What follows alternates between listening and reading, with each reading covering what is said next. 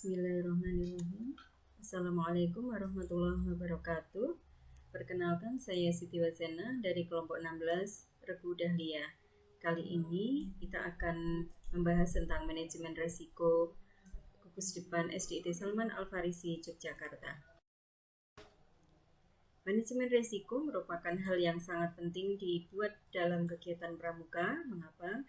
Karena hampir semua aktivitas kepramukaan dilaksanakan outdoor atau di alam terbuka. Contoh seperti berkemah, hiking, lintas alam, dan sebagainya. Karena prinsip utama yang dipegang dalam setiap kegiatan kepramukaan adalah safety first. Keselamatan nyawa itu yang nomor 1. Pada keputusan Kuartir Nasional Gerakan Pramuka nomor 227 tahun 2007 tentang petunjuk penyelenggaraan kebijakan manajemen risiko dalam gerakan pramuka, telah dijelaskan secara mendetail tentang risk management yang harus diketahui oleh anggota dewasa sehingga dapat menerapkannya di dalam berkegiatan bersama adik-adik yang dibinanya. Manajemen risiko di pramuka adalah penerapan alat yang sistematik dan komprehensif dalam proses penilaian atau assessment dan pelaksanaan atau treatment yang terdiri dari identifikasi risiko, analisis evaluasi yang akan timbul, pilihan evaluasi dan pelaksanaan, pencegahan penerapan dan atau tindakan reaktif, supervisi yang efektif dan perbaikan yang terus-menerus dari proses. Tujuan manajemen risiko adalah untuk menghilangkan dan atau menurunkan risiko pada tingkat yang diperkirakan untuk memaksimalkan pengalaman yang sesuai dengan misinya. Berikut adalah contoh manajemen risiko yang kami buat setelah melakukan kegiatan penjelajahan di Ledok Sambi Kaliurang, Yogyakarta tahun 2019 sebagai data dan evaluasi untuk kegiatan selanjutnya, yang tujuannya untuk menghilangkan dan atau menurunkan risiko pada tingkat yang diperkirakan dan untuk memaksimalkan pengalaman-pengalaman pramuka yang sesuai dengan tujuan kegiatan. Aktivitas penjelajahan perangkat 1 bahaya dan skenario bahaya. Di sini tampak dalam tabel ada beberapa item tentang perkiraan bahaya atau resikonya. Yang pertama, contohnya ditabrak kendaraan bermotor yang mengakibatkan skenario bahaya atau resikonya patah tulang, lecet, gegar otak. Batu jatuh, luka di kepala atau badan. Pohon tumbang atau dahan jatuh, luka di kepala atau badan, patah tulang, gegar otak, memar atau lecet, terpeleset, kaki terkilir, tersandung atau tergores batu, luka lecet, bencana alam, luka ringan, gangguan psikologis, korban hilang hingga kematian. Terseret arus sungai, luka ringan, gangguan psikologis, korban hilang hingga kematian. Penyakit bawaan kambuh, pingsan, sesak hingga kematian. Tersesat, gangguan psikologis, korban hilang hingga kematian.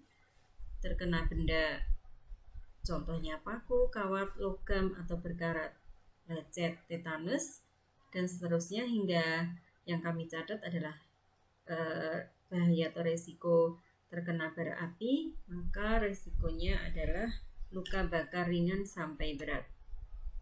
Nah, jadi metode ini dirancang untuk mengidentifikasi resiko atau bahaya dalam suatu kegiatan dan akibat yang ditimbulkan termasuk efek psikologis. Identifikasi bahaya risiko secara lengkap oleh tim untuk meningkatkan objektivitas penilaian. Nah, kemudian perangkat kedua dituliskan tentang kemunculan, akibat, dan probabilitas yang menimbulkan tingkat risiko. Ini diambil dari perangkat yang pertama tadi. Contoh yang pertama, ditabrak kendaraan bermotor, maka exposure-nya atau seberapa sering kemunculan bahaya atau resiko tersebut adalah 0,5, yang artinya sangat jarang. Kemudian akibatnya atau seberapa besar akibatnya kami tuliskan 3 dengan deskripsi sebagai akibat yang serius dan bisa mengakibatkan cacat. Kemudian probabilitas, sejauh apa kemungkinan akibat dari kemunculan resiko itu jika terjadi, maka kami menulis angka menilainya 0,1 yang artinya sulit diperkirakan. Kemudian resiko nilai akhir resikonya 0,15 atau 0,15. Dan kemudian relatif tingkat resikonya adalah 1, artinya resiko sangat rendah. Nah, seterusnya sampai nomor 15 kami tuliskan. Dan kemudian perangkat ketiga adalah menuliskan tentang penilaian resiko secara spesifik. Tadi dan nomor 1 ditabrak kendaraan bermotor, bahaya resikonya 1. Kemudian yang mengakibatkan adalah human atau manusianya atau siswa didik pramuka. Maka bagaimanakah rekomendasinya yang dilakukan untuk melakukan tindakan atau langkah-langkah untuk mengurangi risiko terhadap kemungkinan yang akan terjadi? Contohnya yang nomor 1 ditabrak kendaraan bermotor, maka siswa atau pramuka harus melakukan kehati-hatian ketika menyeberang jalan. Resiko batu jatuh, maka harus memeriksa kerapuhan bebatuan sebelum mengadakan kegiatan. Pohon tumbang atau dahan jatuh, memeriksa kerapuhan dahan. Kemudian terpeleset dari human juga, menggunakan alas kaki, sepatu lapangan, berhati-hati dalam setiap pergerakan. Dan seterusnya, termasuk juga contoh bahaya tersesat yang diakibatkan oleh manusia atau human-nya, maka rekomendasinya adalah memeriksa lokasi sebelum kegiatan dan kemudian memperhatikan tanda-tanda dan arahan yang jelas.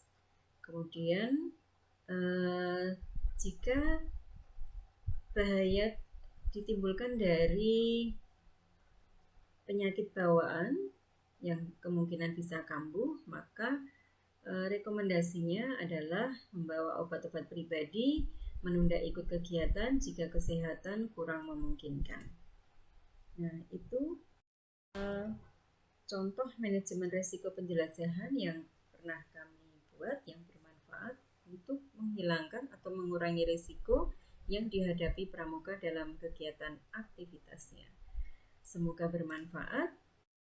Terima kasih. Wassalamualaikum warahmatullahi wabarakatuh. Salam pramuka.